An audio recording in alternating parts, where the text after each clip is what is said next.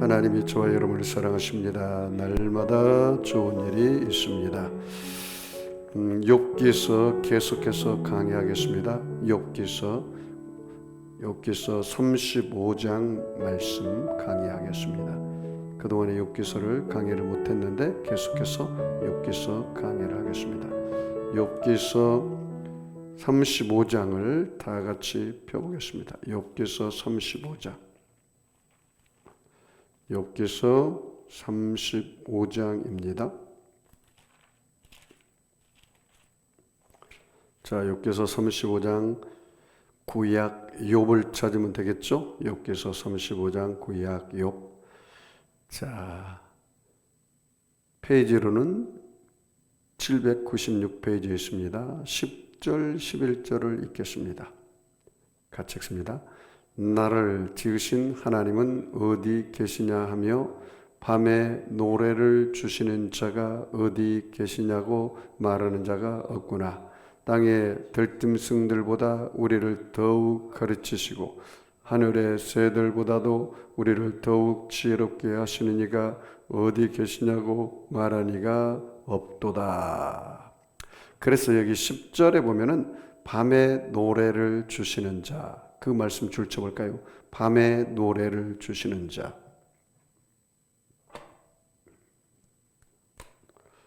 그래서 오늘 제목은 욥기 35장 1절로 16절. 제목은 밤중에 부르는 희망의 노래.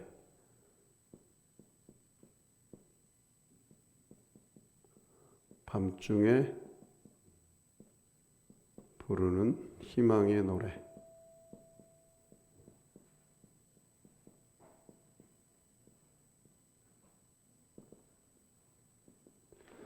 다른 마이크는 다 내려주세요. 밤중에 부르는 희망의 노래 라는 제목으로 함께 은혜를 나누겠습니다. 밤중에 부르는 희망의 노래. 좀 역설적이죠? 밤중에. 우리가 보통 노래는 낮에 부르는데 이거는 밤중에 부르는 희망의 노래.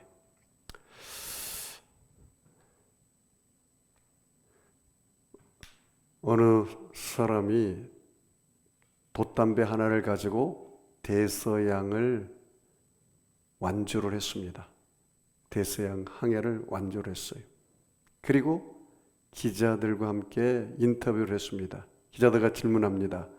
아니, 당신은 최초로 대서양을 돛담배로 항해를 무사히 마쳤는데 항해하는 중에 언제가 가장 힘들었고 언제가 가장 좋았습니까? 그렇게 물어봤습니다. 그런데 사람들은 파도가 치고 바람이 불면 굉장히 힘들었겠다 그렇게 생각하고 질문했겠죠. 그런데 이 대서양을 항해한 사람은 의외의 대답을 했습니다. 예, 제가 가장 힘든 순간은 바다가 고요할 때였습니다. 파도가 치지 않을 때였습니다. 바람이 불지 않을 때였습니다. 왜냐하면 돛을 아무리 높이 올려도 파도가 치지 않고 바람이 불지 않으니까 이 돛에 바람이 불고 파도가 쳐서 이 배가 움직이게 하는데 배가 그 자리가 있었기 때문에 너무너무 힘들었습니다. 그러면 언제가 가장 신이 나고 기분이 좋았습니까? 예, 바람이 세차게 불 때였습니다. 파도가 굉장히 날카롭게 험하게 칠 때였습니다. 왜냐하면 그때 돛을 높이 올리면 그 바람에 따라서 돛이 전속력으로 이 돛담배가 갈 수 있었기 때문입니다. 깜짝 놀랐습니다. 여러분, 이 바다를 우리 인생에 비유하는데 우리 인생의 바다에 고요하고 바람이 없고 파도가 없으면 꼭 좋은 것만 아니라는 사실입니다. 고난이 다가오고 밤이 다가올 때 그때 오히려 바람 불 때 돛을 더 높이 올려야 하는 것입니다. 하나님은 그 고난을 통해서 우리에게 큰 유익을 준다는 것입니다. 욥기 23장 10절에 뭐라 했습니까? 오직 그가 나의 가는 길을 아시나니 그가 나를 단련하신 후에는 정금같이 나오리라. 그렇게 말했습니다. 제가 한 번은 시골 출신이기 때문에 그 애벌레가 껍질을 벗고 나비가 나오잖아요. 근데 그 애벌레가 굉장히 많았습니다. 그런데 유난히 어느 한 애벌레가 그 조그마한 구멍으로 나오기를 굉장히 힘들어 하더라고요. 그래서 제가 바늘로 가져가지고 그 구멍을 좀 넓혀줬어요. 이렇게 해가지고. 그랬더니 얼마나 쉽게 나왔겠습니까? 그 애벌레가. 나왔어요. 그런데 정작 나비가 되어서 날아가지 못하는 거예요. 그냥 팔푼이가 돼가 날아가다 떨어지고 다른 애벌레들은 다 날아가는데 그 나비만 못 날아가요. 그래서 제가 자세히 보니까 다른 애벌레들은 조그마한 구멍으로 나오려고 온갖 힘을 써요. 그러니까 이 날개에 기름이 발라지는 거예요. 기름이 나올 때 너무나 힘드니까 기름이 발라져서 그리고 이것이 마르니까 날개가 확 펴가지고 날아가더라고요. 내가 그래서 그 애벌레를 내가 죽인 거예요.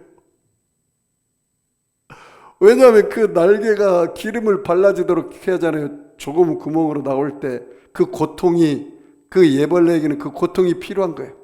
이 조그마한 구멍으로 나올 때 그 고통 가운데 그 날개에 기름이 발라져야 하거든요. 나는 그 사실을 몰랐죠. 그래서 이 애벌레가 나비가 돼서 헐헐 날아가더라고요. 인생도 마찬가지다. 저 사람이 큰 그릇이 될 건지 작은 그릇이 될 건지 고난을 통해 보면 압니다. 고난의 파도가 다가오고 고난의 바람이 불어오면 그것을 고난을 원망 불평으로 받아들이는 사람은 작은 그릇입니다. 그런데 고난의 파도가 다가오고 바람이 다가올 때 그것을 감사로 받아들이고 그것을 믿음으로 받아들이면 그는 큰 그릇이 됩니다. 욥은 하나님께 인정받는 믿음이었습니다. 내가 내 믿음을 자랑하는 것이 아니라 날 좀 보소, 나 이렇게 믿음이 좋습니다. 목사님 나 좀 보세요, 나 이렇게 믿음 생활하고 있어요. 내가 인정하는 것이 아니라 하나님께 인정받는 믿음, 그게 바로 욥이었습니다. 하나님께 인정받는 믿음. 우리가 고난의 통로를 통과할 때 그 고난의 통로는 반드시 터널이 있다는 사실을 알아야 돼요. 고난은 터널이 있다. 터널이 지나면 뭐예요? 밝은 햇빛이 다가오는 것입니다. 여러분 아무리 밤이 길어도 아침은 오나요, 안 오나요? 반드시 오집니다. 반드시 옵니다. 그래서 이 밤중에 노래를 주시는 자, 밤중에 노래를 주시는 분이 바로 누구라고요? 우리 하나님이라는 사실을 여러분 기억하시기를 바랍니다. 여러분 우리가 저 사람이 고난이 다가올 때 그 고난을 대하는 태도를 보면 저 사람 믿음의 사람인지 믿음의 사람이 아닌지 알 수가 있다는 것입니다. 어떻게 보면 여러분 예수님께서 이 땅에 태어날 때 천사들이 찬양하고 그리고 동방박사들이 그 예수님이 오신 것을 기뻐했습니다. 하늘의 천순천사가 찬양하면서 하늘에는 영광이요 땅에서는 기뻐하는 자들의 평강이라, 이 천사들이 찬양을 했어요. 예수님이 이 땅에 오실 때. 그리고 예수님께서 이 땅에서 죽으시고 부활하시고 승천할 때도 어떻겠습니까? 천사들이 노래하면서 예수님을 천국으로 하나님 품으로 올라가지 않았습니까? 우리 예수 믿는 사람도 마찬가지입니다. 세상 사람들이 죽으면 다 왜곡하고 통곡하지만 우리 예수 믿는 사람들이 죽으면 장례 예배를 드리고 찬송을 부릅니다. 왜? 하나님 아버지 품으로 갔으니까. 그래서 주 안에서 죽는 자는 복이 있다, 그렇게 말합니다. 이 얼마나 놀랍습니까? 이 밤중에 노래를 주시는 분이 바로 우리 하나님이라는 사실을 여러분 믿으시기를 바랍니다. 여러분 욥은요 굉장히 행복한 사람이었습니다. 욥은 하나님을 경외하는 사람이십니다. 자, 여러분 욥기서 1장을 앞으로 넘겨서 잠깐 볼까요? 욥은 하나님이 인정한 믿음이었는데 한번 볼까요? 자, 욥기서 1장 1절입니다. 760페이지 같이 읽어보겠습니다. 우스 땅에 욥이라 불리우는 사람이 있었는데 그 사람은 온전하고 정직하여 하나님을 경외하며 악에서 떠난 자더라. 여기 욥은 바로 우스 땅에 거했다. 가나안 북동부 바산 사해 남동쪽에 위치한 곳입니다. 그래서 이 바로 우스 땅이다 그렇게 말해요. 우스 땅. 욥이 활동한 시기는 족장 시대 아브라함 당시와 비슷한 시기였습니다. 이 욥이 활동한 때는. 그래서 아라비아 사막 북부 지역이 바로 이 우스 땅이라 그렇게 말해요. 그래서 아브라함 족장이 활동하던 시기에 누가 활동했다고요? 욥이 활동했다는 사실을 여러분이 기억해야 합니다. 그런데 여기 뭐예요? 욥이라 불리우는 사람이 있는데 그 사람은 뭐예요? 온전하고 정직한 사람이었다. 하나님 보시기에 욥은요 온전하고 정직한 사람이었다. 여러분 하나님이 가장 싫어하는 사람이 어떤 사람인지 압니까? 거짓말하는 사람, 도둑질하는 사람, 살인하는 사람, 음행하는 사람. 이 사람을 가장 싫어합니다. 하나님이 싫어요. 근데 욥은 정직한 사람이었어요. 그 다음 뭐예요? 하나님을 경외하는 사람이었어요. 욥은 어떤 사람이라고요? 하나님을 경외하는 사람이었어요. 그 다음에 또요? 악에서 떠난 사람이었다. 악에서 떠난 사람이었다. 그래서 결국 욥은 누구로부터 인정받은 믿음이었어요? 하나님으로부터 인정받은 믿음이었다. 8절에 그렇게 나와 있어요. 같이 읽어볼까요? 여호와께서 사탄에게 이르시되 내가 내 종 욥을 주의하여 보았느냐? 그와 같이 온전하고 정직하여 하나님을 경외하며 악에서 떠난 자는 세상에 없느니라. 이야, 하나님이 욥을 인정했어요. 뭐라고 말했습니까? 하나님을 경외하며 악에서 떠난 자는 세상에 없느니라. 하나님이 인정받는 믿음이 바로 욥의 믿음이었다. 그렇게 말해요. 그러니까 이 사탄이 시기가 나가지고 뭐라고 말합니까? 하나님, 욥이 까닭없이 하나님을 경외하고 하나님을 잘 섬긴지 아세요? 그렇지 않습니다. 욥을 한번 쳐보십시오. 자식들을 쳐보고 물질을 다 가져가 보고 그리고 그 가정을 깨트려 보세요. 그리고 욥에게 질병을 줘보세요. 욥이 반드시 하나님을 욕하고 도망갈 것입니다. 그러자 하나님께서 샘플로 욥의 생명은 건들지 말고 네가 한번 시험해봐라. 그래서 허락하에, 하나님 허락하에 이 사단이 욥을 시험한 것을 여러분 깨달아야 합니다. 자, 9절 말씀 봐요. 9절, 욥기서 1장 9절 같이 읽을까요? 사탄이 여호와께 대답하여 이르되 욥이 어찌 까닭없이 하나님을 경외하리까? 욥, 사탄이 와가지고 하나님께 욥이 하나님 복을 주어서 그렇게 잘 경외하지 그 복을 다 가져가 보세요. 아마 욕하고 하나님 등질 겁니다. 그렇게 이야기해요.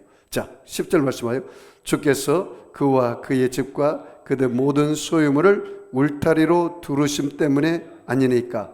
자식들과 그 물질에 복을 주어서 하나님을 섬기는 거 아니겠어요? 그 다음에요, 주께서 그의 손으로 하는 바를 복되게 하사, 그 욥으로 하는 것에 하나님 복을 주어서 섬기는 거 아니겠어요? 복되게 하사 그의 소유물이 땅에 넘치게 하셨음이니이다. 하나님 자식의 복, 물질의 복을 주었기 때문에 하나님이 섬기는 것이죠. 이렇게 사탄이 이유를 달았어요. 자, 11절 말씀 보세요. 이제 주의 손을 펴서 그의 모든 소유물을 치소서. 그리하시면 틀림없이 주를 향하여 욕하지 않겠나이까? 하나님, 욥의 물질 다 쳐보세요. 양, 염소, 송아지 다 죽여버리시고 다 가져가 버렸어요. 그리고 자식들을 다 쳐 죽여버렸어요. 그러면 욥이 바로 하나님을 욕하고 떠날 것입니다. 그렇게 말해요. 12절 말씀 봐요. 여호와께서 사탄에게 이르시되 내가 그의 소유물을 다 너의 손에 맡기노라. 다만 그의 몸에는 내 손을 대지 말지니라. 사탄이 곧 여호와 앞에서 물러가니라. 하나님이 허락하에 소유물을 치도록 허락한 거예요. 자, 그랬더니 어떻게 됩니까? 13절이요. 하루는 욥이 자녀들이 그 마다들의 집에서 음식을 먹으며 포도주를 마실 때에 사환이 욥에게 와서 아뢰되 소는 밭을 갈고 나귀는 그 곁에서 풀을 먹는데 스바 사람이 갑자기 이르러 그것들을 빼앗고 칼로 종들을 죽였나이다. 나만 홀로 피하였으므로 주인에게 아뢰어 왔나이다. 소를 밭 갈고 나귀를 길에서 풀고 먹었는데 스바 사람이 와가지고 그것을 다 가져가 버렸다. 종들은 다 죽여버리고. 그리고 뭘 뺏겼어요? 소 뺏기고 나귀를 다 잃어버렸어요. 16절이요. 그가 아직 말하는 동안에 또 한 사람이 와서 이르되 하나님이 불이 하늘에서 떨어져 양과 종들을 살라 버렸나이다. 나만 홀로 피하였으므로 주인께 아뢰러 왔나이다. 또 뭐가 사라졌어요? 하늘에 불이 와가지고 양을 다 죽이고 양치는 종들까지 다 불살라 죽였다는 거예요. 자, 17절이요. 그가 아직 말하는 동안에 또 한 사람이 와서 말하되 갈대아 사람이 새 무리를 지어 갑자기 낙타에게 달려들어 그것을 빼앗으며 칼로 종들을 죽였나이다. 나만 홀로 피하이며 주인께 아뢰나이다. 또 뭐를 다 가져가 버렸어요? 갈대아 사람이 낙타, 소, 나귀, 낙타 다 가져갔어요. 이웃에게 다 빼앗겼어요. 그 종들도 다 죽고 한 사람씩만 살아났어요. 그 다음에 18절 말씀 봐요. 그가 아직 말하는 동안에 또 한 사람이 와서 하라되 주인의 자녀들이 그들의 맏아들 집에서 음식을 먹으며 포도주를 마시는데 거친 들에서 큰 바람이, 태풍이죠, 토네이도 같은 바람이, 큰 바람이 와서 집 네 모퉁이를 치매 그 청년들이 위에 무너짐으로 그들이 죽었나이다. 나만 홀로 피하였으므로 주인께 아뢰러 왔나이다 한지라. 누가 다 잃어버렸어요? 자식들이 다 죽었어요. 큰아들 집에서 잔치하고 있는 자식들이 다 죽었어요. 그 다음에 20절이요. 욥이 일어나 겉옷을 찢고 머리털을 밀고 땅에 엎드려 예배하며, 자 보세요, 소, 그 다음에 나귀, 양, 낙타 다 잃어버렸죠. 그 종들도 거의 다 죽었죠. 그것도 뭘 잃었어요? 물질 잃었죠. 자식 다 죽었어요. 물질, 자식 다 잃었어요. 그 소식을 듣고 욥이 어떻게 했습니까? 욥이 한 행동을 보세요. 20절이요. 욥이 일어나 겉옷을 찢고 머리털을 밀고 땅에 엎드려 봐요. 예배했다. 저와 여러분도 이렇게 할 수 있어요? 여러분이 사업이 다 망하고 여러분 자식들이 10자식이 다 죽고 그런데도 하나님께 주신 것은 하나님이요 가져간 것은 하나님입니다. 주신 자도 하나님이요 가져가신 것도 하나님입니다. 나는 하나님 의지하고 신뢰하고 믿습니다 하고 이렇게 예배 드릴 수 있나요? 욥은 그랬단 말이죠. 그 하나님이 인정한 믿음이란 말이죠. 21절 말씀하여 이르되 내가 모태에서 알몸으로 나사온즉, 그렇죠. 어머니 뱃속에 나올 때 알몸으로 나왔잖아요. 또한 알몸이 그리로 돌아가올지라. 주시니도 여호와시요 거두시니도 여호와시니 여호와의 이름이 찬송을 받으실지니이다 하고. 주신 것도 하나님이고 가져간 것도 하나님입니다. 그러니 하나님 이름이 찬송을 받으십시오. 원망 불평하지 않고 오히려 하나님께 예배드리고 찬양하고 있어요. 자, 22절 말씀해요. 이 모든 일에 욥이 뭐예요? 범죄하지 아니하고 하나님을 향하여 뭐예요? 원망하지 아니하냐. 이 범죄와 원망이 굉장히 중요합니다. 욥은 이 일 때문에 범죄하지 않고 원망 불평을 입에서 내려놓지 않았다. 여러분 어지간한 사람 같으면 입에서 원망하고 불평했을 겁니다. 하나님 내가 뭐가 잘못돼서 이렇게 다 물질을 가져갑니까? 하나님 내가 뭐 잘못해서 내 자식을 다 죽이십니까? 하나님 살아계신 거 맞습니까? 하나님께 아마 대들고 원망하고 불평할 확률이 많죠. 근데 욥은 그렇게 하지 않았다는 사실입니다. 이 얼마나 놀라운 일입니까? 여기서 끝나지 않아요. 사단이 더 시험합니다. 뭐라고 말합니까? 하나님, 그래도 욥이 몸이 성하니까 하나님 앞에 그렇게 감사하지 않겠어요? 욥의 몸까지 쳐보십시오. 반드시 욥이 원망, 불평, 좌절, 낙심할 것입니다. 여러분 이 감사의 계절에 우리 입에서요 고통이 다가오고 어려움이 다가온다고 해서 누추한 말이나 어리석은 말이나 희롱의 말이나 불평의 말을 하면 안 됩니다. 오히려 감사의 말을 해야 합니다. 자 볼까요? 자, 2장 1절 같이 읽을까요? 또 하루는 하나님의 아들들이 와서 여호와 앞에 서고 사탄도 그 가운데 와서 여호와 앞에 서니 여호와께서 사탄에게 이르시되 내가 어디서 왔느냐? 사탄이 여호와께 대답하여 이르되 땅을 두루 돌아 여기저기 다녀왔나이다. 여호와께서 사탄에게 이르시되 내가 내 종 욥을 주의하여 보았느냐? 그와 같이 온전하고 정직하여 하나님을 경외하며 악에서 떠난 자가 세상에 없느니라. 하나님이 인정한 믿음이잖아요. 내가 나를 충동하여 까닭없이 그를 치게 하였어도 그가 여전히 자기의 온전함을 굳게 지켰느니라. 그때는 사탄이 걸고 넘어집니다. 뭐라고 걸고 넘어집니까? 4절이요. 사탄이 여호와께 대답하여 이르되 가죽으로 가죽을 바꾸오니 사람이 그의 모든 소유물로 자기의 생명을 바꾸올지라. 이제 주의 손을 펴서 그의 뼈와 살을 치소서. 그리하시면 틀림없이 주를 향하여 욕하지 않겠나이까. 하나님, 욥을 질병으로 한번 쳐보세요. 뼈를 쳐보고 살을 쳐보세요. 질병을 걸리게 해보세요. 반드시 하나님 욕하고 도망갈 겁니다. 하나님이 저주하고 떠날 겁니다. 그 말이에요. 그랬더니 하나님이 허락합니다. 뭐라고 합니까? 여호와께서 욥기서 2장 6절에 여호와께서 사탄에게 이르시되 내가 그를 내 손에 맡기노라. 다만 뭐요? 그의 생명은 해하지 말라. 그의 생명은 해하지 말라. 질병은 주되 생명은 하지 말라. 그렇게 말합니다. 자, 7절 같이 가요. 사탄이 이에 여호와 앞에 물러가서 욥을 쳐서 그의 발바닥에서 정수리 머리끝까지 종기가 나게 한지라. 이 머리끝에서 발끝까지 이 병이 났어요. 이 병. 이 암과 같은 병이에요. 고질병이에요. 고칠 수 없어요. 그래서 온몸을 기와로 몸을 긁어요. 너무 간지럽기 때문에. 피부병이다가 완전히 고질병이기 때문에 고칠 수 없는 병이에요. 자, 8절 말씀하여 욥이 그 재 가운데 앉아서 질그릇 조각을 가져다가 몸을 긁고 있더라. 너무 간지럽고 피부가 상했고 썩어 들어가고 있기 때문에. 그때 이제 보세요. 9절 같습니다. 그의 아내가 그에게 이르되 당신이 그래도 자기의 온전함을 굳게 지키느냐? 하나님을 욕하고 죽으라. 이야, 욥의 아내는 믿음의 사람입니까? 불신의 사람입니까? 불신의 사람이에요. 대부분 아내들이 믿음이 좋아요. 대부분 여인들이 믿음이 좋아요. 그런데 욥의 아내의 믿음은 욥의 믿음을 따라가지 못했어요. 이 욥의 아내는 현세적인 사람이요, 현실적인 사람이요, 믿음이 없는 사람이었어요. 욥의 아내가 생각해 보는 거예요.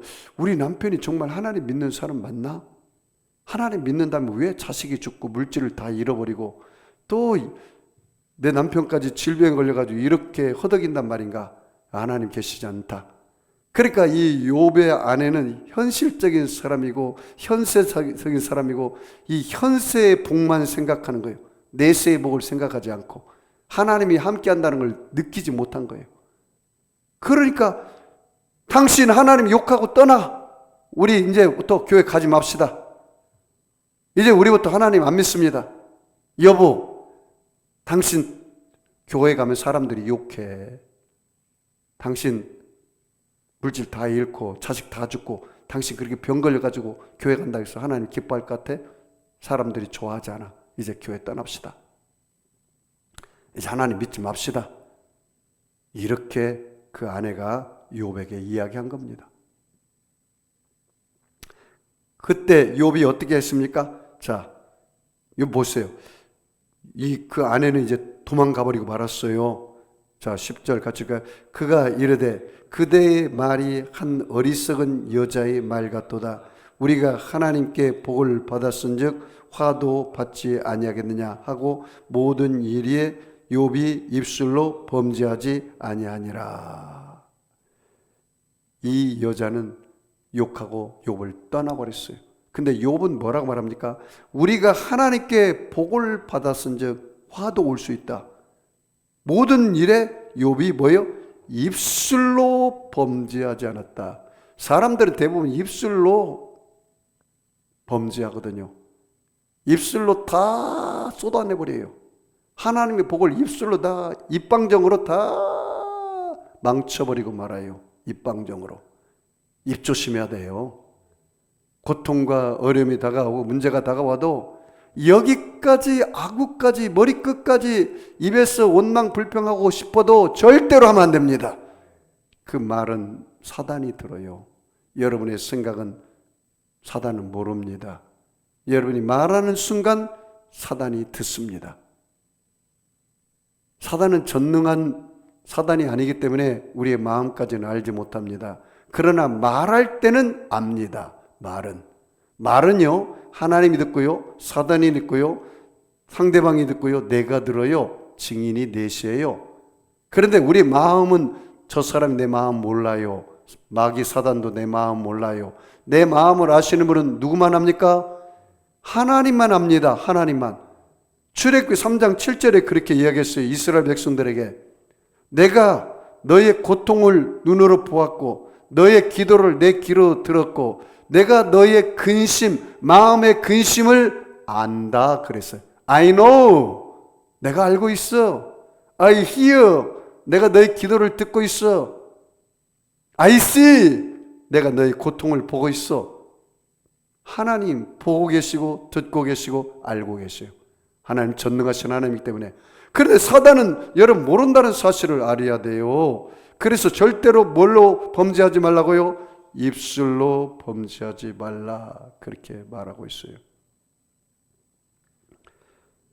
여러분 이와 같이 욥은 그런 고통 가운데 있었지만 그 욥은 그 밤중에 하나님 앞에 노래를 했다 이 말이에요. 노래를 했다. 여러분 성경에 보면은요 바울과 실라가 나옵니다. 바울과 실라가 사도행전 16장에 있어요. 한번 볼까요? 사도행전 16장. 사도행전 16장 25절 말씀 봐요. 사도행전 16장 25절. 자, 사도행전 16장 12절을 먼저 볼까요?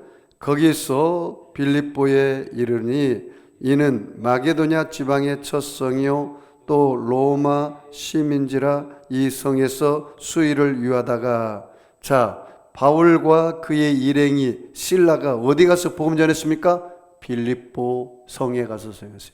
빌립보는 유럽의 첫 성입니다.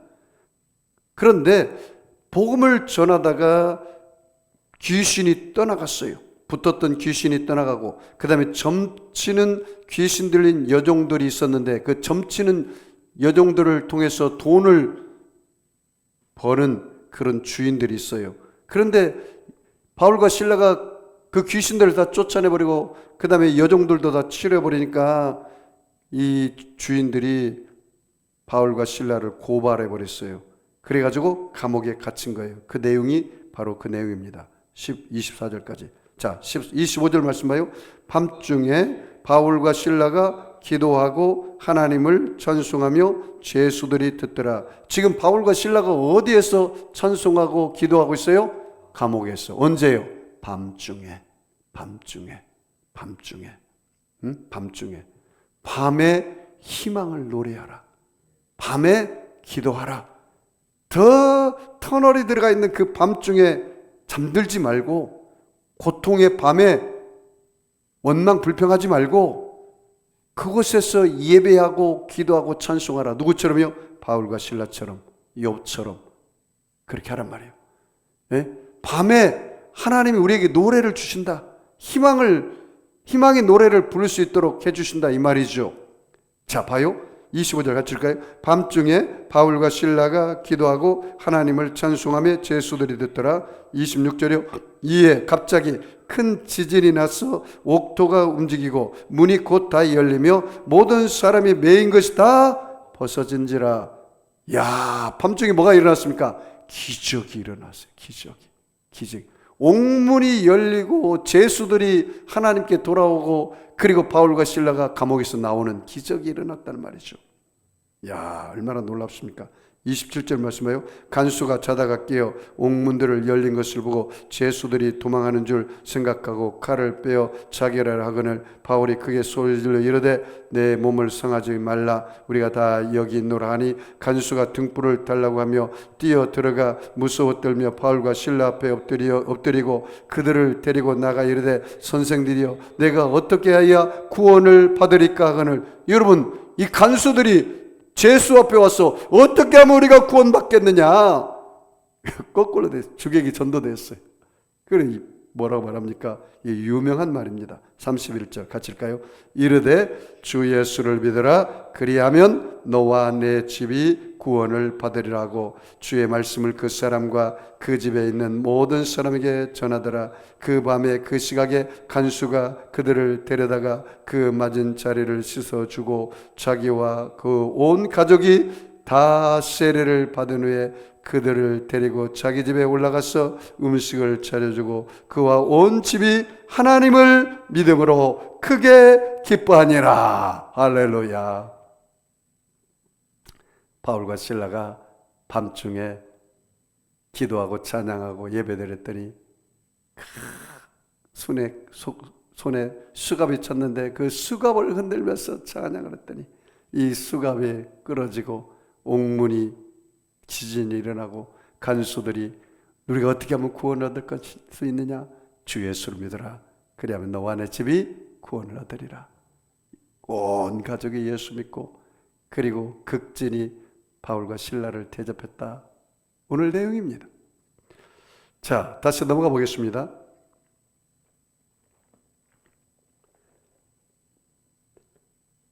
자, 35장 욥기 35장 1절 같이 읽습니다. 엘리후가 말을 이어 이르되 그대는 이것을 합당하게 여기느냐? 그대는 그대의 의가 하나님께로부터 왔다는 말이냐? 그대는 그것이 내게 무슨 소용이 있으며 범죄하지 않는 것이 내게 무슨 이익이 있겠느냐 묻지만은 이 엘리후가 욥과 세 친구에게 말합니다. 여러분, 우리의 의인은 내게 온 것이 아니라 하나님으로부터 온 것입니다. 의인과 죄인의 차이점이 뭐라고 했어요? 의인은 자기 인생의 주인이 하나님인 사람, 예수님인 사람이 의인이고 자기 인생의 여전히 내가 주인인 사람은 죄인이다 그 말이에요. 나는 예수님의 십자가 보혈로 내 죄 허물이 다 씻어지고 나는 용서받은 의인이 되었습니다. 이제 내 인생의 주인은 누구예요? 예수님. 그런 사람이 의인입니다. 그래서 용서받은 의인이라 그래요. 정확하게 뭐라고요? 용서받은 의인. 원래는 죄인인데 예수를 믿고 내 죄가 사함받아서 이제는 용서받은 의인. 그리고 내 인생의 주인은 바로 예수님이다. 이게 의인이에요. 자, 4절 같이 읽습니다. 4절은 하나님께 무익한 인간들의 선과 악에 대해서 엘리후가 영적인 깨달음으로 이야기하고 있어요. 같이 읽습니다. 내가 그대와 및 그대와 함께 있는 그대의 친구들에게 대답하리라. 그대는 하늘을 우러러보라. 그대보다 높이 뜬 구름을 바라보라. 그대가 범죄한들 하나님께 무슨 영향이 있겠으며 그대의 악행이 가득한들 하나님께 무슨 상관이 있겠으며 그대가 의로운들 하나님께 무엇을 드리겠으며 그가 그대의 손에서 무엇을 받겠느냐. 인간의 무익함을 이야기하는 거예요. 인간의 무익함, 인간의 악을 하나님이 보고 계시고 인간의 선도 보고 계시는데 우리가 선을 행한다고 해서 하나님 자리에 올라갈 수도 없고 악을 행한다고 해서 우리가 하나님 자리에 올라갈 수 없다는 거예요. 여러분, 선악의 판단은 누구에게만 있어요? 하나님께만 있습니다. 그런데 이 세상 사람들은 하나님이 자리에 올라가서 선과 악을 판단해요? 안 판단해요? 선과 악을 판단해요. 이것이 죄인 줄 알아야 돼요. 이것이 죄예요. 아담과 하와가 왜 죄 지었습니까? 이 선악과를 먹으면 결코 죽지 않을 것이고 너희 눈이 밝아질 것이고 너희가 하나님같이 되어 선악을 알 줄 아느니라. 그래서 결국 먹음직하고 보암직하고 지혜를 맡금 탐스러운 나머지라 그것을 먹고 말았어요. 육신의 정욕, 안목의 정욕, 이생의 자랑. 이것이 인간의 하나님께 향한 네 가지 죄입니다. 하나님 자리에 올라가서 뭐예요? 선악을 판단하는, 이게 죄예요. 하나님 자리에 올라가서 선악을 판단하면 안 된다는 말이에요. 응? 하나님께 무익한 인간의 선과 악에 대해서 이야기하고 있다는 거예요. 자, 8절 말씀 봐요. 그대의 악은 그대와 같은 사람에게나 있는 것이요 그대의 공의는 어떤 인생에게도 있느니라. 자, 그러면서 뭐라 했습니까? 기도가 응답하지 못하는 이유에 대해서 좀 더 구체적으로 이야기하고 있어요. 그러면서 우리는 밤에 노래를 주시는 자에 대해서 찬양하고 있어요. 자, 9절 말씀 봐요. 사람은 학대가 많음으로 부르짖으며 군주들의 힘에 눌려 소리치나. 여러분, 우리가 힘들고 어려울 때는 부르짖어 기도하죠. 자, 10절이요. 그런데 봐요. 나를 지으신 하나님은 어디 계시냐 하고 하나님 앞에 나와 기도하는 자가 없다 이 말이에요. 그 다음에요. 밤에 노래를 주시는 자가 어디 계시냐고 말하는 자가 있어요, 없어요? 없다라는 거예요. 여러분, 우리는 하나님의 우리에게 밤중에도 노래를 주시고 희망을 주시는 하나님이십니다. 여러분, 하나님의 뜻을 여러분 잘 모르면 안 돼요. 하나님의 생각을 모르면 안 돼요. 에레미야서 29장 11절에 하나님의 생각이 분명히 우리에게 이렇게 이야기하고 있습니다. 내가 너희를 향한 생각은 재앙이 아니요 평안이요 장래에 소망 주기를 원하노라.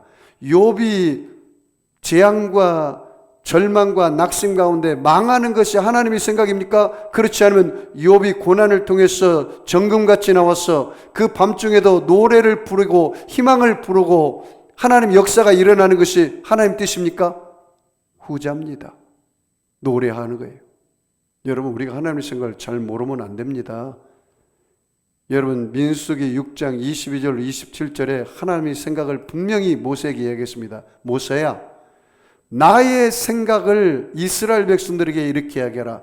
나 여호와는 내게 복 주기를 원하며, 나 여호와는 내게 은혜 베풀기를 원하며, 나 여호와는 내게 평강 주기를 원하며, 나 여호와는 너를 지키기를 원하노라. 너가 내 이름으로 그들을 축복하면 내가 그들에게 복을 부어 주리라. 이게 누구의 생각이에요? 하나님의 생각입니다. 여러분, 우리가 하나님의 생각을 잘해야 돼요. 하나님 우리에게 절망과 낙심을 주어서 우리가 실패하고 우리가 절망 가운데 쓰러지고 넘어져서 인생 지옥 가게 하는 것이 하나님의 뜻이 아니라는 사실을 깨달아야 돼요. 이 얼마나 놀랍습니까? 자, 10절 같이 읽어볼까요? 나를 지으신 하나님은 어디 계시냐? 여러분, 나를 지으신 하나님 어디 계십니까? 이 우주 공간 속에 계십니다.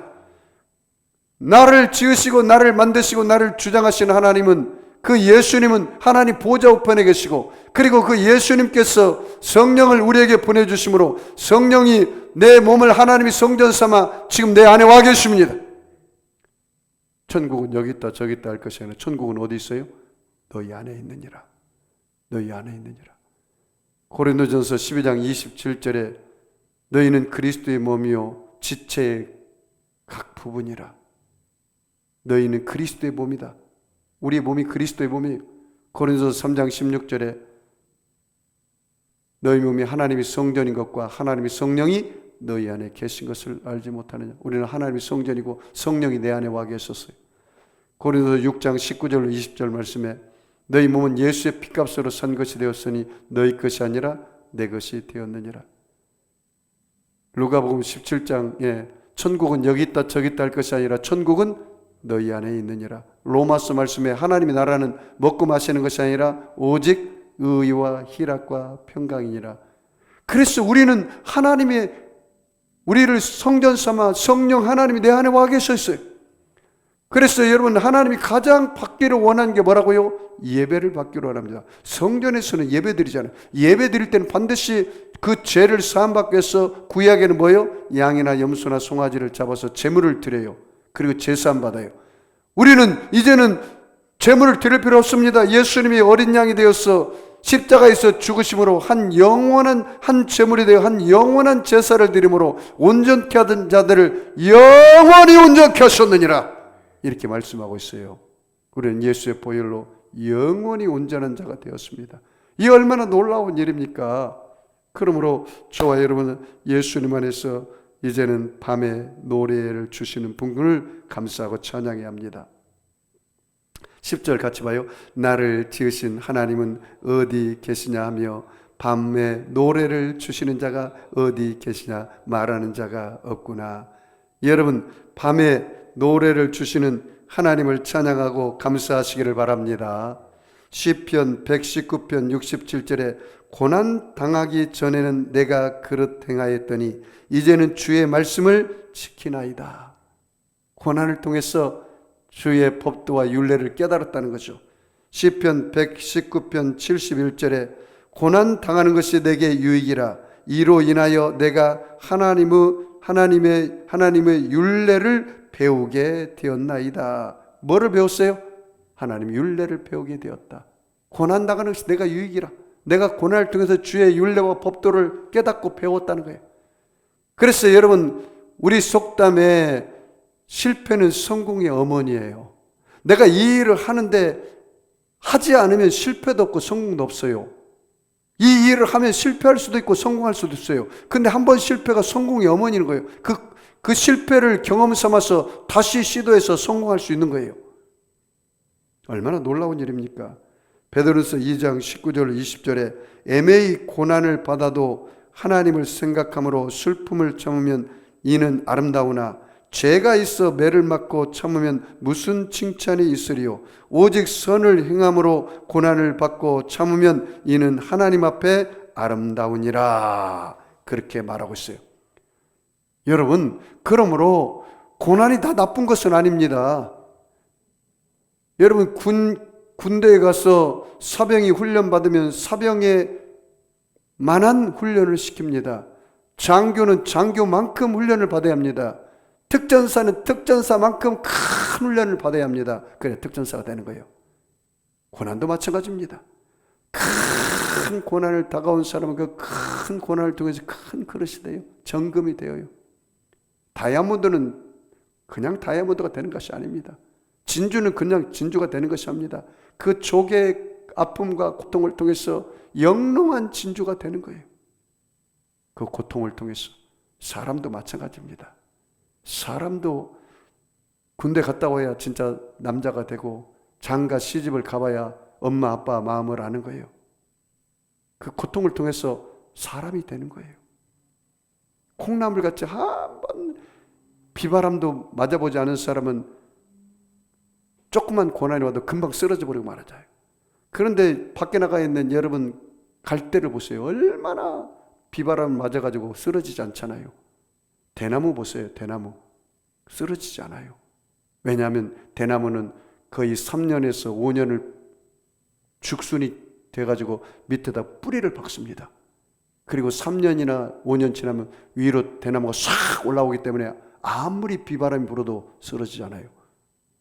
3년 동안 뿌리로 눈에 보이지 않는 땅 속에 있는 뿌리를 박았기 때문에 그런 거예요.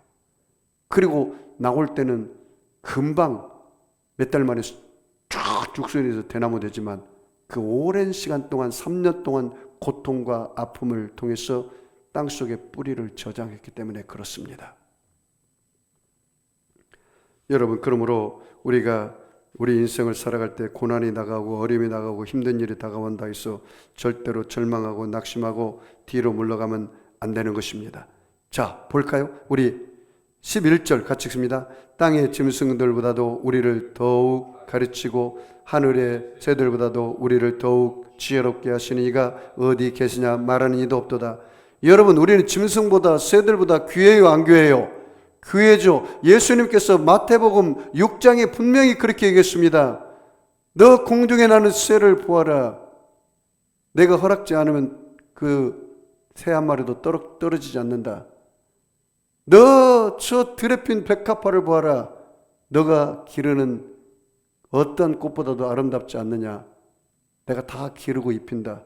저 공중에서도 들에 핀 이름 없는 꽃도 내가 입히고 길러주거든 하물며 너희일까 보냐. 그러므로 너희는 무엇을 먹을까 마실까 입을까 염려하지 말라. 이것은 다 이방인이 구하는 것이요 나를 모르는 세상 사람들이 구하는 것이요 너희 천부께서는 너희 하늘에 계신 아버지께서는 너희에게 모든 것이 있어야 될 줄 아시느니라. 그러므로 너희는 내일 일을 염려하지 말라. 내일 일은 내일 염려할 것이요 한날 괴로움은 그날에 족하니라. 그러므로 무엇을 먹을까 마실까 입을까 염려하지 말라. 너희는 먼저 그의 나라와 그의 의를 구하라. 그의 나라와 그의 의를 구하라. 이 말입니다. 짐승보다도 우리를 귀하게 여기고 새들보다도 우리를 더 지혜롭게 하시는 하나님이 우리가 기도하면 왜 들어주지 않겠느냐? 그런데 안 들어주는 이유가 있다는 거예요. 거기 12절 말씀 봐요. 그들이 악인의 교만으로 말미암아 거기에서 부르짖으나 대답하는 자가 없다. 왜 대답이 없어요? 악한 마음으로, 교만한 마음으로 부르짖으면 응답이 있어요, 없어요?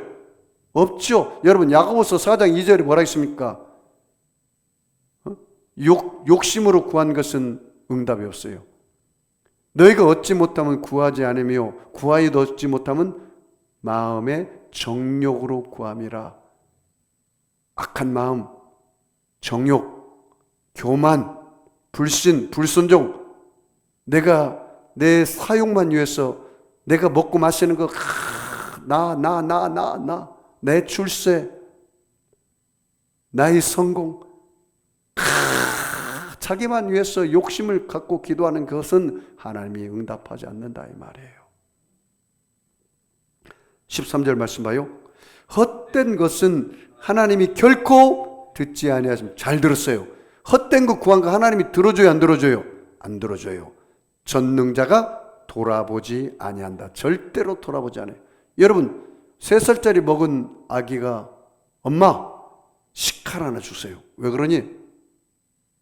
내가 가지고 장난감 좀 놀려고요. 주겠어요, 안 주겠어요? 안 주죠. 자, 그 다음 봐요. 우리 14절, 15절, 16절 읽고 말씀 결론 맺겠습니다. 같이 읽겠습니다. 하물며 말하기를 하나님은 배울 수 없고 일에 판단하심은 그의 앞에 있으니 나는 그를 기다릴 뿐이라 말하는 그대일까 보냐. 여러분, 우리의 모든 일거수일투족이 하나님께 손에 있는 것을 믿으시죠? 자, 15절 16절이요. 그러나 지금은 그가 진노하심으로 벌을 주지 아니하셨고 악행을 끝까지 살피지 아니하셨으므로 욥이 헛되이 입을 열어 지식 없는 말을 많이 하는구나 하면서 엘리후가 욥을 그렇게 핍박하고 있고 정죄하고 있어요. 왜? 제대로 욥을 알지 못하기 때문에 그렇죠. 여러분, 우리가 이 세상을 살아갈 때 밤이 다가올 수 있고 고통이 다가올 수 있고, 그런데 여기서 분명히 기억할 것은 밤에 노래를 주시는 자, 밤에 노래를 주시는 하나님, 밤중에 부르는 희망의 노래 주시는 분이 바로 누구라고요? 하나님이십니다. 사랑하는 성도 여러분, 그러므로 우리는 행복한 사람입니다. 고통을 당할 때, 풍랑을 당할 때 우리 주님 우리를 보고 계셔요.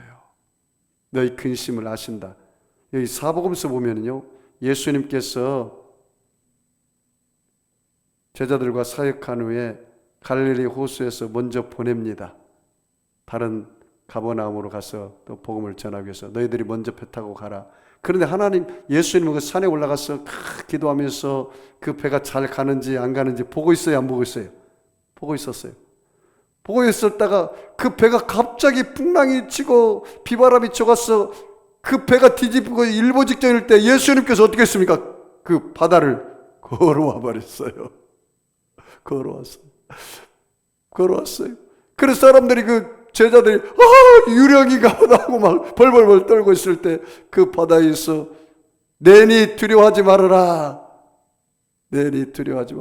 그 베드로가 주시면 나를 그 바다에 걸어서 주님 만나게 오라고 하십시오. 그래, 이리 와라. 그랬더니 베드로가 그 말이 진짜인 줄 알고 진짜 네마의 말씀 받고 그 바다를 걸어갔어요, 제초로. 그런데 그만 파도를 바라보는 바람에 예수님이 보이지 않자 파도만 바라보는 바람에 물속에 빠져들어갔잖아요. 예수님께서 베드로를 건져가지고 다시 바다 위로 올라갔잖아요. 그 배 위로 올라갔잖아요. 우리 예수님이, 우리가 파도가 치고 바람이 치고 우리 인생의 배가 뒤집어질 때 우리 주님께서 그 고통 가운데 있을 때 우리를 내버려 두신 하나님이 아니라는 사실을 깨달아야 돼요. 여러분, 홍수 가운데 우리 주님이 자정해 오신다고 시편 기자가 이야기하고 있잖아요.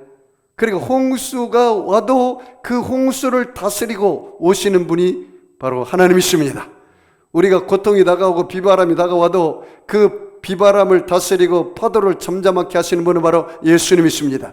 예수님께서 고물에 베개를 뜨고 잠들었을 때 그 배에 비바람에 치고 배가 뒤집어 일보 직전일 때 예수님께서 제자들이 예수님을 고물에 베개를 타면 예수님을 깨우니까 예수님 뭐라 했습니까?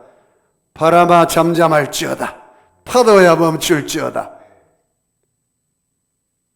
우리 하나님은 우주 만물을 지었기 때문에 이 피조세계는 하나님의 말에 순종하는 것입니다. 예수님의 말에 순종하는 것입니다. 왜 그러냐면 예수님 바로 하나님이시기 때문이죠. 예수님이 하나님이십니다. 이게 복음입니다. 그걸 믿어야 합니다. 예수님께서 어떻게 바람을 잠잠케 합니까? 어떻게 예수님께서 파도를 잠잠케 합니까? 바로 예수님이 창조주 하나님이셔요. 그렇기 때문에 피조물은 그 지으신 분에게 순종하는 거예요. 그 예수님이 성령으로 내 안에 와 계신단 말이죠. 우리가 얼마나 놀라운 은혜 가운데 삽니까? 그러니 이제는 여러분 보통 사람들이 아닙니다. 이제는 여러분은 예수님을 내 안에 모시고 살고 있고 예수 이름으로 우리도 예수님처럼 살 수가 있습니다. 예수님 뭐라 했습니까? 너희가 나를 믿으면 나보다 더 큰 일을 행하리라고 그랬어요. 그 일을 한 사람이 대표적인 사람이 바로 베드로와 바울입니다. 예수님은 한 번 외쳤을 때 3,000명, 5,000명 회개하고 돌아오지 않았어요. 그런데 베드로 한 번 설교하니까 5,000명, 3,000명이 회개하고 돌아왔어요. 얼마나 더 큰 일이었습니까? 예수님은 그 예루살렘을 떠나지 않았지만 바울은 예루살렘을 떠난 게 아니라 사마리아와 온 유대와 열방 유럽까지 다 가서 복음을 전했잖아요. 여러분, 우리는 내 안에 예수님이 계시고 우리는 예수 이름으로 삽니다. 그래서 우리는 예수님과 함께 동행하고 성령님과 동행하는 인생이 되었기 때문에 아무리 밤중이 와도 고난이 와도 고통이 다가와도 우리는 주님 바라보고 희망을 노래할 수 있는 사람들입니다. 믿음의 주여 온전케 하신 그 예수님을 바라보라. 여러분이 고통이 다가오고 고통이 다가오고 아픔이 다가오고 절망이 다가올 때마다 하나님의 시각을 가지세요. 하나님의 시각을 가지고 십자가에 들어가 있는 나를 바라보세요.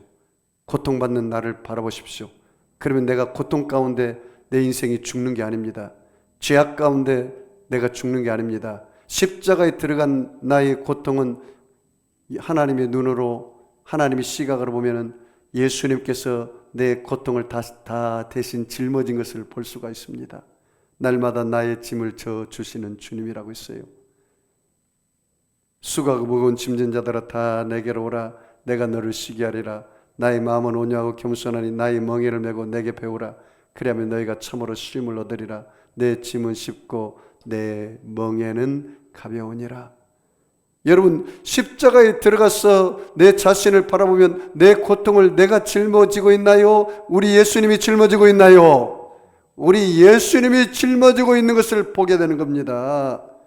그것을 이사야 선지자가 예수님 오기 전에 700년 전에 분명히 예언했어요. 이사야서 53장 5절 6절에 예수님의 찔림은 우리 허물을 인하며 예수님의 상함은 우리의 죄악을 인함이라.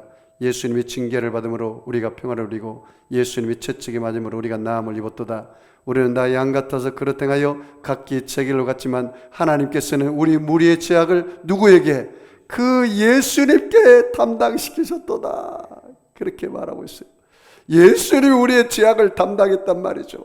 예수님이 우리의 질병을 담당했단 말이죠. 예수님이 우리의 저주를 담당했단 말이죠. 예수님이 우리의 사망을 담당했단 말이죠. 예수님이 우리의 문제를 담당했단 말이죠.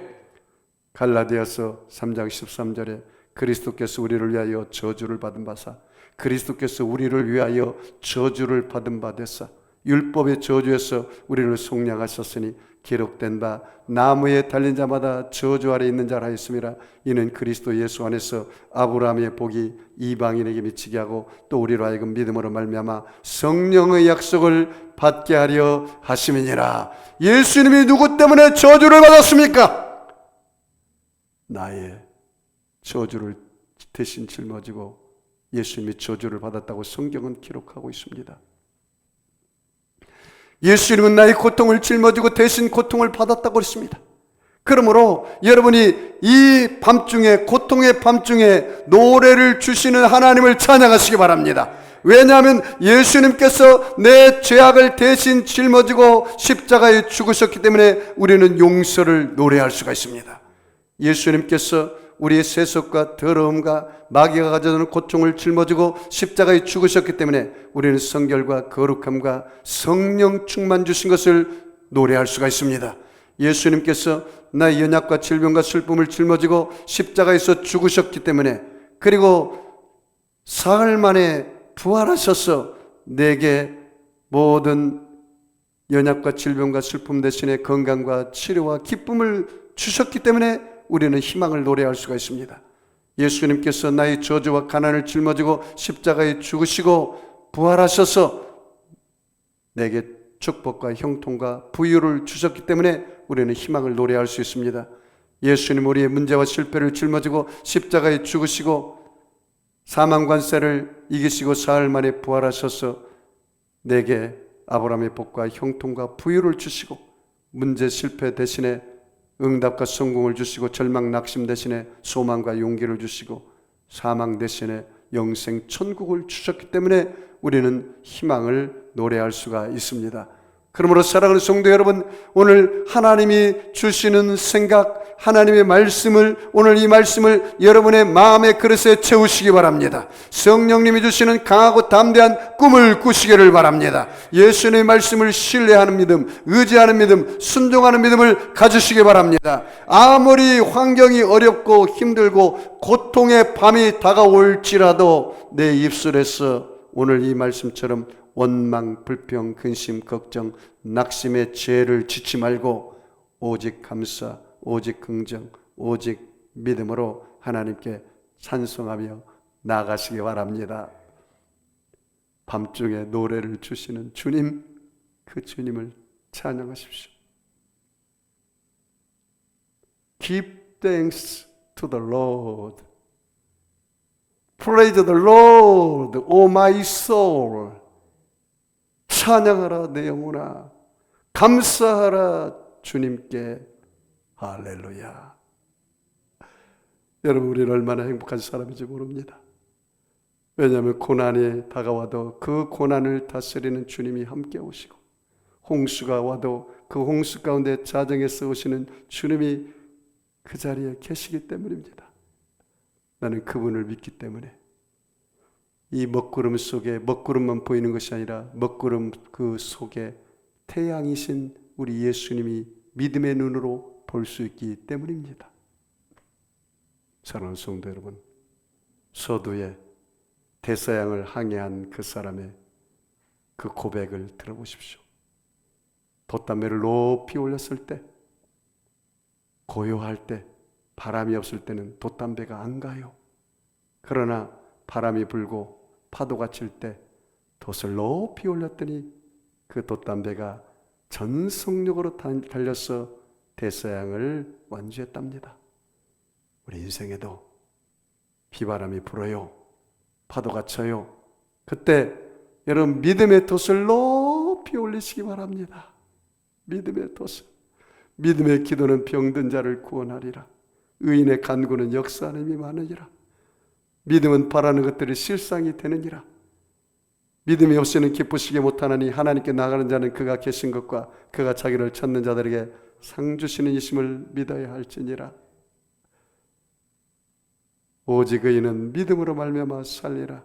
고난이 다가올 때 믿음으로 이기시기 바랍니다. 기도로 이기시기 바랍니다. 예수를 바라봄으로 이기시기를 바랍니다. 여러분, 아무리 고난이 다가오고 문제가 다가와도 예수님보다는 크지 않습니다.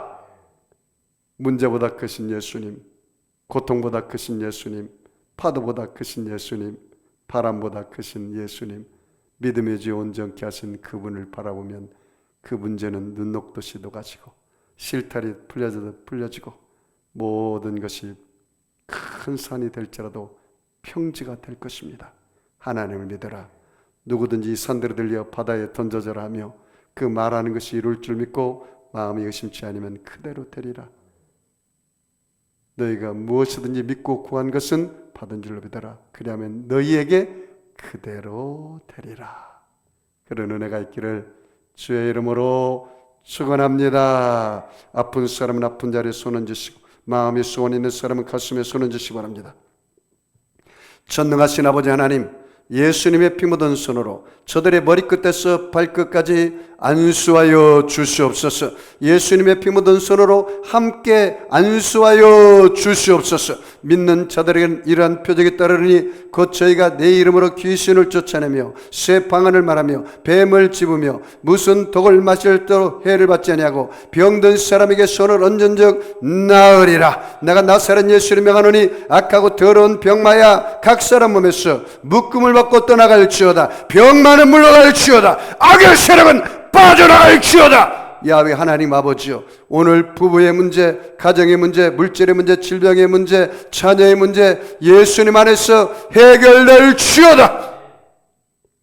예수 이름으로 축복하고 기도하옵나이다. 아멘. 우리 주님 세움 모르고 말씀을 생각하며 통성으로 우리 하나님 앞에 오늘 기도하겠습니다. 주여 주여 주여. 할렐루야. 올라간 바바